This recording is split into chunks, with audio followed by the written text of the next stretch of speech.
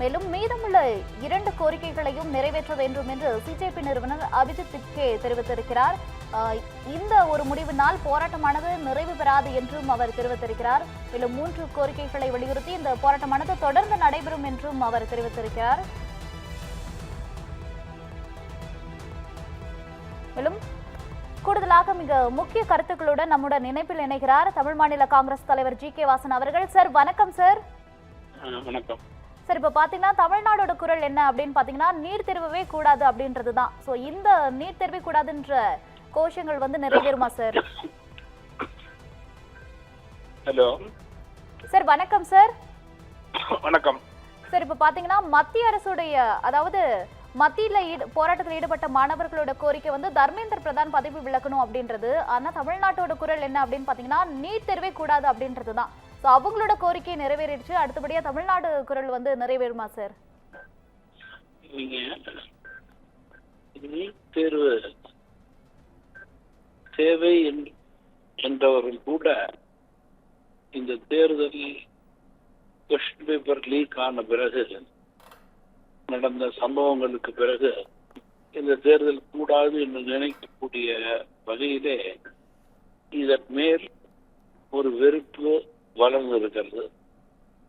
மாணவர்கள் பல்வேறு மாநிலங்களிலே தொடர்ச்சியாக இந்த கோரிக்கையை வைத்துக் கொண்டிருக்கிறார்கள். தமிழகத்திலே தொடர்ந்து மாணவர்கள் மட்டுமல்லாமல் அரசியல் கட்சியினுடைய தலைவர்களும் இதை வலியுறுத்தி வருகிறார்கள்.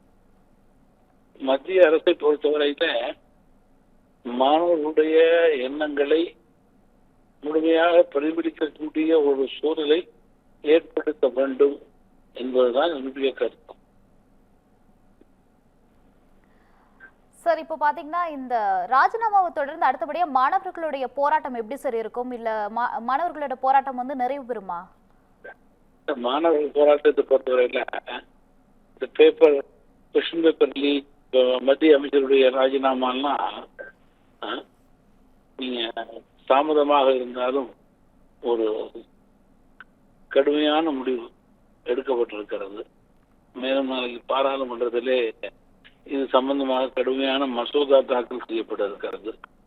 இதெல்லாம் பார்க்கும்போது நிச்சயமாக ஏதோ ஒரு சரியான கோட்பாடுகள் தேர்வுகளுக்கு கிடைக்கும் என்று நம்பிக்கை வருகிறது.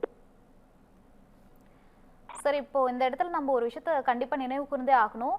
மணிப்பூர் கலவரத்திற்கு பணியாத அரசு இப்போ மாணவர் போராட்டத்திற்கு வந்து பணிஞ்சிருக்காங்க. இதை பத்தின உங்களுடைய கருத்து என்ன சார்? பொதுவா மாணவர்கள் வந்து எதிர்கால இந்தியாவை உருவாக்கக்கூடிய தூண்கள். குறிப்பாக அவருடைய படிப்பு தான் அவருடைய உயர்வே. அதிலே வந்து மாணவர்களுக்கு சந்தேகமோ அச்சமோ வந்துவிட்டது என்றால் அதில் கோபமும் கலந்திருப்பது நிச்சயமாக அரசு நன்கு உணர்ந்திருக்கிறது. அதன் அடிப்படையிலே தான் முடிவுகள் எடுக்கப்பட்டிருக்கிறது. கண்டிப்பாவே சார். சார் இப்போ வந்து தமிழ்நாட்டில் வந்து இதை பற்றின போராட்டம் வந்து ரொம்பவே கம்மி அப்படின்னு தான் சொல்லணும் மத்திய நம்ம ஒப்பிடும்போது. அடுத்தபடியாக தமிழ்நாட்டில் வந்து மாணவர்கள் என்ன மாதிரியான போராட்டத்தை சார் ஏற்படுத்துறதுக்கு தயாராக இருக்காங்க? பொதுவாக மாணவருடைய எண்ணங்களை பிரதிபலிக்க வேண்டும் என்றால் ஆக்கப்பூர்வமான முறைகளே அவர்கள் அரசாங்கத்தோடு பேச வேண்டும் என்பது என்னுடைய கருத்து. 2 போராட்டம் ஆர்ப்பாட்டங்கள் எல்லாம் மாணவர்கள் நடத்தும் போது கட்டுப்பாடோடு இருக்க வேண்டும். அப்போதுதான் அவருடைய எண்ணம் நிறைவேறும், அதற்கு வலு சேரும். இல்லை என்றால் ஆர்ப்பாட்டங்கள் வந்து கலவரமாக மாறினால் அது நோக்கம் திசை மாறி போகும். Okay sir. இப்போ பார்த்தீங்கன்னா இந்த அரசியல் கட்சிகள் பங்கேற்காத ஒரு போராட்டம் அப்படின்னு தான் சொல்லணும் இதை. ஸோ இந்த அரசியல் கட்சிகள் பங்கேற்காத போராட்டத்தில் சிஜேபி வெற்றி பெற்று இருக்கு. ஸோ இதை வந்து அரசியல் கட்சிகள் எப்படி சார் பார்க்குறாங்க? மாணவர்களுடைய எண்ணங்களை இந்தியாவில் உள்ள பெரும்பாலான கட்சிகள் பிரதிபலித்தது என்பதுதான் உண்மை நிலை. மாணவர்கள் பக்கம் நிச்சயமாக அரசியல் கட்சிகள் துணை நிற்கும். ஏன்னா மாணவர்கள் வந்து எதிர்கால இந்தியாவை உருவாக்கக்கூடிய தூண்கள். சக்தி வாய்ந்த முடிவுகளை எடுக்கக்கூடியவர்கள் என்பதை எல்லோரும் நன்கு அறிவார்கள். கண்டிப்பா சார். தொலைபேசி வாயிலாக உங்களுடைய கருத்துக்களை பகிர்ந்தமைக்கு ரொம்பவே நன்றி சார். நன்றி.